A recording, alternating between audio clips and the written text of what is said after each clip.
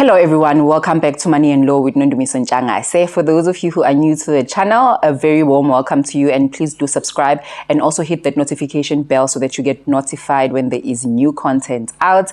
Today we are dealing with a very spicy topic on how your lover could benefit from your pension fund.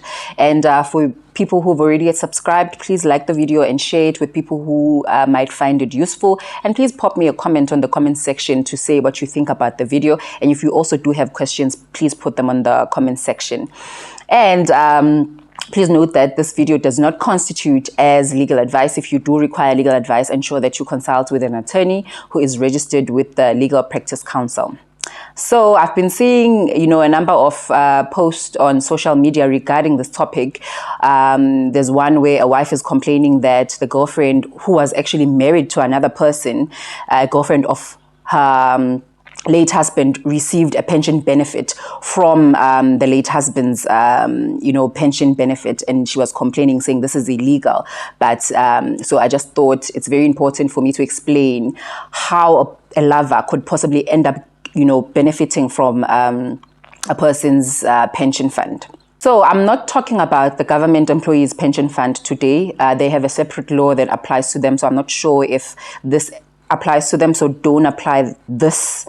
If you are dealing with the government employees pension fund, first do your research to find out what applies to them. And I'm also not dealing with members who pass away after they've already completed their claim forms, claiming their benefits. That benefits gets paid into their estate, and then it's dealt with in terms of succession law while it's in their estate. The members I'm talking about today are members who pass away while they've been contributing to a fund and they're still actively employed, and then their benefit is payable in terms of Section 37C of the Pension Funds Act. So what this act says is that if you pass away while still in service, or you haven't claimed your benefits, in that case, the trustees of your fund. So trustees are like a board of directors for a company, but they look after a fund. So the board of trustees are supposed to identify your beneficiaries within 12 months of you or of them finding out that you have passed away. So they need to identify your beneficiaries, and then also, once they've identified them, allocate portions of the benefit to them and then pay them the benefit, right? So they've got three functions. So who are your beneficiaries? So beneficiaries could be nominees or dependents. So nominees are the people who you write down in your beneficiary nomination form to say, I want maybe my father to receive 70%, I want my brother to receive 30% of my benefit. In that case, you can also put someone like a girlfriend, someone like a life partner in that nomination form. So if you do put your girlfriend there, then in that case, they would be able to claim your benefit once you've passed away, because the trustees would have that beneficiary nomination form in front of them, and they would then decide that, oh, okay, this person was nominated, and after looking at all these different factors they have to look at, you could also benefit through you being nominated as a nominee in the beneficiary nomination form, right? That's one way a girlfriend could end up receiving a benefit. And I mean, if they are nominated, they don't have to prove anything. They just get considered by virtue of their nomination.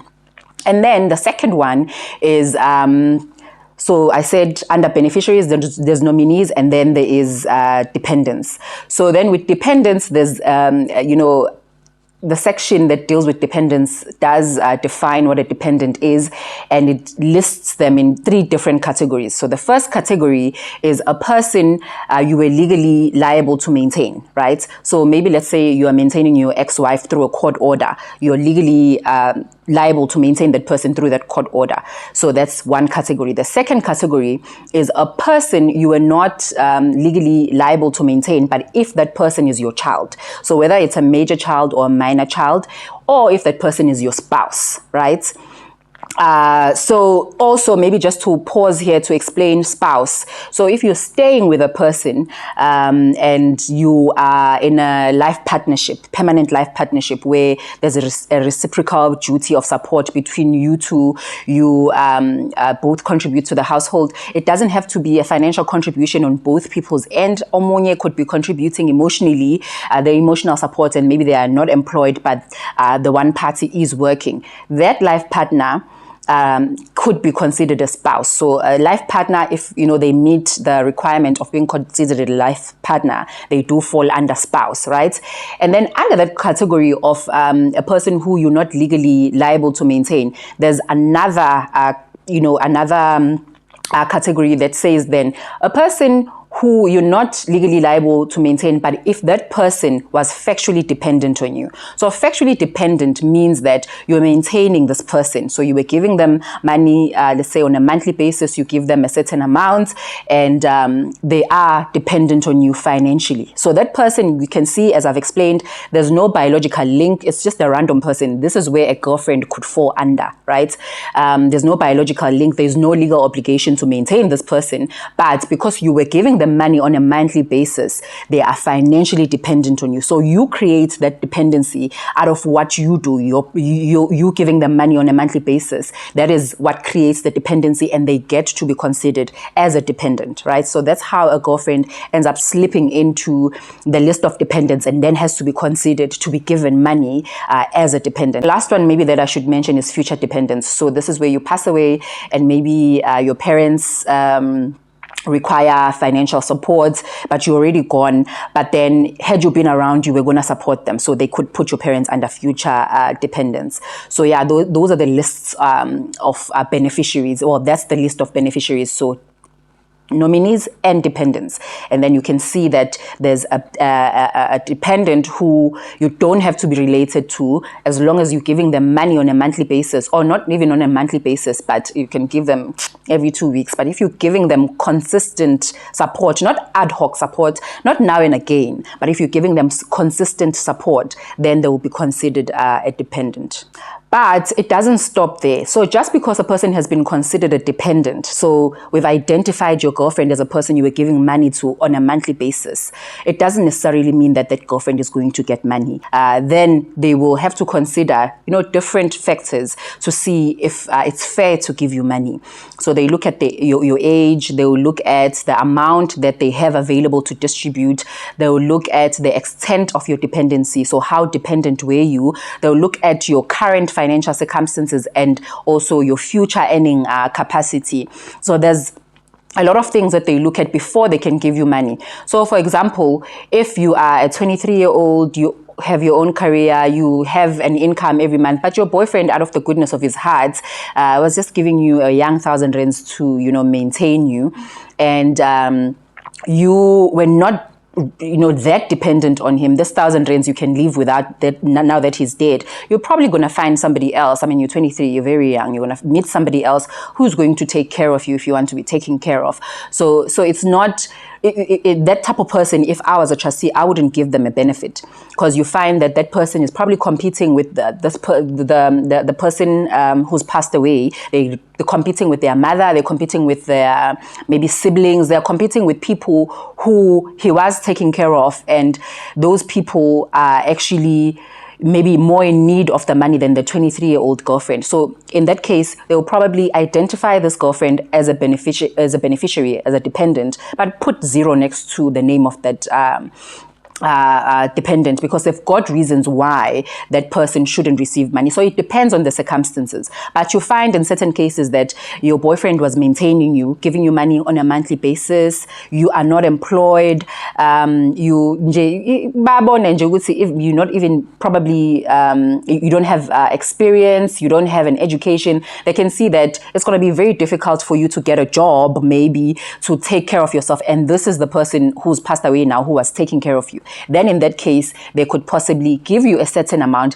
Sometimes they don't give you an amount that is going to set you for life. Obviously, looking at your age, if you are maybe 30, they won't give you an amount and that's going to take care of you until you're 60. You're still going to meet somebody else. They probably will give you an amount that might just assist you for a year or two, so that you don't feel the fact that this person has left you in this financial situation. So it depends on a case-by-case basis, but they weigh all beneficiaries. So just because you're a girlfriend or you are a life partner, because life partners, as I explained, if you stay with someone, they would consider you as a life partner and then you qualify as a spouse, right? And if you qualify as a spouse, if the fund has a pension that they pay monthly to spouses, you would qualify. But also before you even, qualify as a spouse, they look at the length of your relationship, but they don't look at, that 6 months thing, common law spouse. There's no such thing in South Africa as a common law spouse. They look at the length of your relationship, the nature of your relationship, how they look at, how this person was supporting you. You find that you are on this person's medical aid, they were paying the bills in the house. There's a lot of things that they look at, and then they can see that this relationship was intended to be permanent. Then you are a permanent life partner. So yeah, and obviously you can see people who intend to be in a permanent life partnership.